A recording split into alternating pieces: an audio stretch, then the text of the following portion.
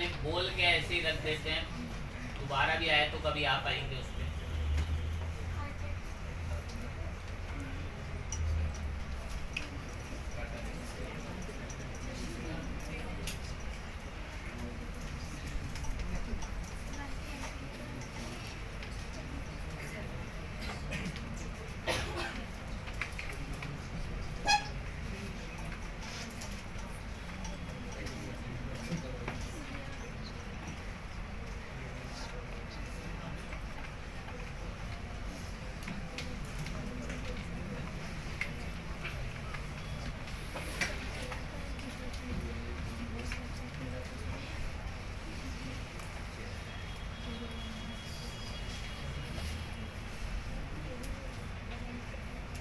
लेता 24 आवर ही है पूरी रिपोर्ट जनरेट करने में। हल्का सा हिंट दे देता हूँ, दो एक बच्चे इस तरीके से समझ तो जरूर पाएंगे, कोशिश करते हैं बताएं।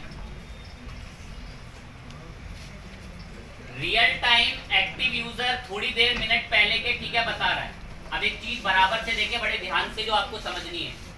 जब आप बराबर में इसमें सेटिंग्स पर आएंगे, रिपोर्ट्स वगैरह पर चलेंगे यहाँ से, तो आपको यहाँ जो रिसोर्सेस मिलते हैं उसको आप ध्यान से सुनना, उस पर क्या बात चल रही है।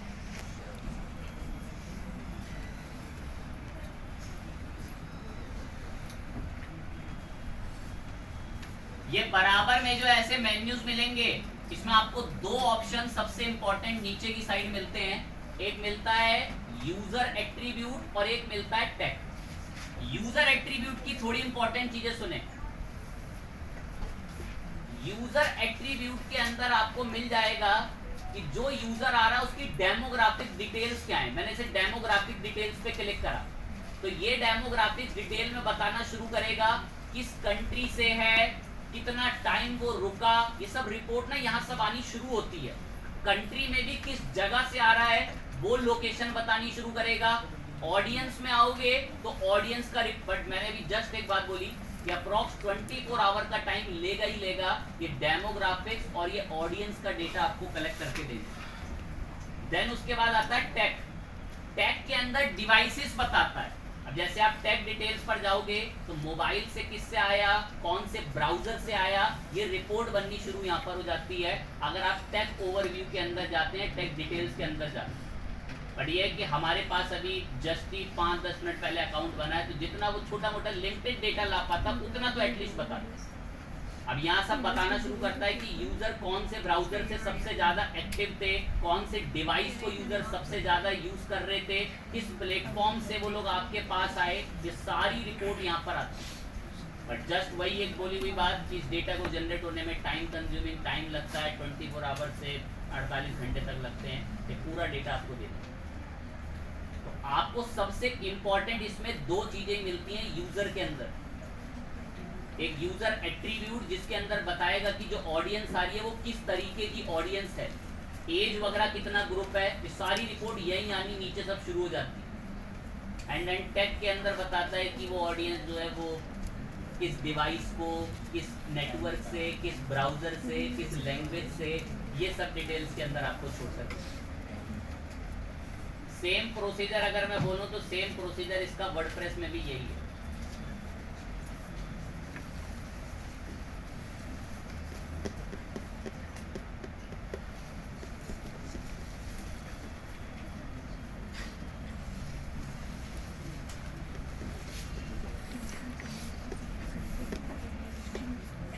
पर थोड़ी सी बात कर लेते हैं।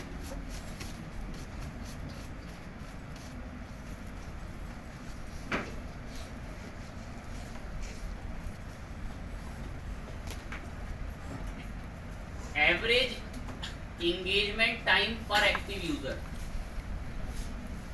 40 यूजर आए, हर एक यूजर कितने मिनट और कितने सेकंड इस वेबसाइट पर रुकता है वो भी रिपोर्ट आएगी।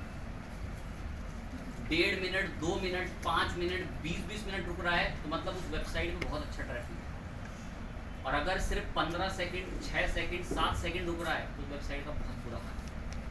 कि मतलब कोई भी आता तो है ट्रैफिक, लेकिन हर कोई 6-7 सेकंड में वेबसाइट छोड़ के चला जाता है। तो ये बड़ी अच्छी रिपोर्ट्स यहाँ पर बनाता है। बट इसके लिए कोई इंसाइट्स आपको तभी मिलेगा जब ये बहुत बल्क में डेटा जनरेट कर चुका होता है और आपका अकाउंट 48 से 24 घंटे तक पूरा फाइन। टाइम बात है, इस पे बात को हमें खैर इतनी एनालिटिक्स पर जाननी थी। इसको वर्डप्रेस से कनेक्ट करने के लिए टूल होता है, वो टूल पे भी खैर बात कर लेंगे, बट इससे पहले इसके बारे में कुछ लिखवाना तो आपको पड़ेगा।